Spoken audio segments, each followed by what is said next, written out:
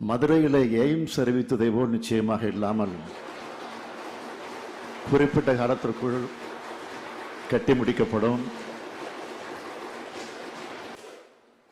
மாண்புமிகு பேரவைத் தலைவர் அவர்களே, நேற்றைய தினம் சட்டமன்ற பேரவையில் நிதிநிலை அறிக்கையின் மீது விவாதத்தில் பங்கேற்று உரையாற்றி இருக்கக்கூடிய உறுப்பினர்களுக்கெல்லாம் மிக தெளிவாக, விளக்கமாக, விரிவாக நம்முடைய அமைச்சர் தங்கம் தென்னரசு அவர்கள் உரையாற்றியிருப்பது உள்ளபடியே பாராட்டுக்குரிய வகையில் அமைந்திருக்கிற காரணத்தால் என்னுடைய வாழ்த்துக்களை மனதார நான் தெரிவித்துக் கொள்ள விரும்புகிறேன்.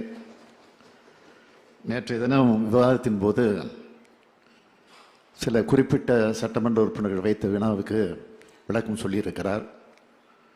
ஆனால் அதே நேரத்தில் பாரதிய ஜனதா கட்சியை சார்ந்த திருமதி வானதி சீனிவாசன் அவர்கள் வைத்த கோரிக்கைக்கு ஏன் பதில் சொல்லாமல் விட்டுவிட்டார் என்று எனக்கு புரியவில்லை.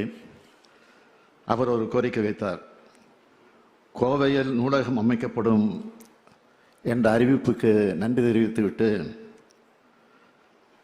அது எங்கே அமையவிருக்கிறது, எவ்வளவு நிதி ஒதுக்கப் போகிறீர்கள், எப்பொழுது ஆரம்பிக்கப் போகிறீர்கள், எந்த காலத்தில் அந்த பணிகள் எல்லாம் முடிவடையும் என்று ஒரு கேள்வியை கேட்டார். அது உடனடியாக செயலாக்கத்திற்கு நிச்சயமாக வரும். ஏனென்றால் இந்த ஆட்சி சொன்னதை செய்யும், சொன்னதைத்தான் செய்யும், சொல்வதைத்தான் செய்யும்.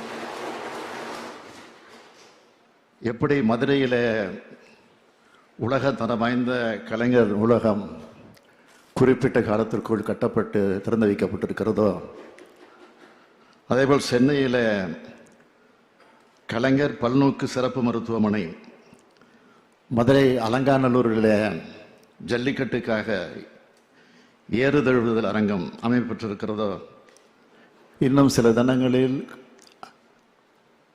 நம்முடைய கலைஞர் நினைவிடம் அமையவிருக்கிறதோ, அதேபோல் அவைகளெல்லாம் சொன்னபடி நிச்சயமாக இந்த ஆட்சி நடக்கும். ஆனால் ஒன்று மட்டும் உறுதியாக நான் திருமதி வானதி சீனிவாசன் அவர்களுக்கு தெரிவித்துக் கொள்ள விரும்புவது, மதுரையில் எய்ம்ஸ் அறிவித்ததை போல் நிச்சயமாக இல்லாமல் குறிப்பிட்ட காலத்திற்குள் கட்டி முடிக்கப்படும். அதுவும் நான் குறிப்பிட்ட தேதியை குறிப்பிடுகிறேன். ஜனவரி மாதத்தில் 2026 ஜனவரி மாதத்தில் அது திறக்கப்படும். திறக்கப்படும் நிகழ்ச்சிக்கு உங்களுக்கு முறையாக அழைப்பு வரும். நீங்களும் அதன் விழாவில் வந்து கலந்து கொள்ள வேண்டும் என்று கேட்டு விடைபெறுகிறேன். பாதகம் செய்பவரை கண்டால் நாம் பயங்கொள்ளலாகாது பாப்பா, மோதி மிதித்து விடு பாப்பா, அவர் முகத்தில் உமிழ்ந்து விடு பாப்பா.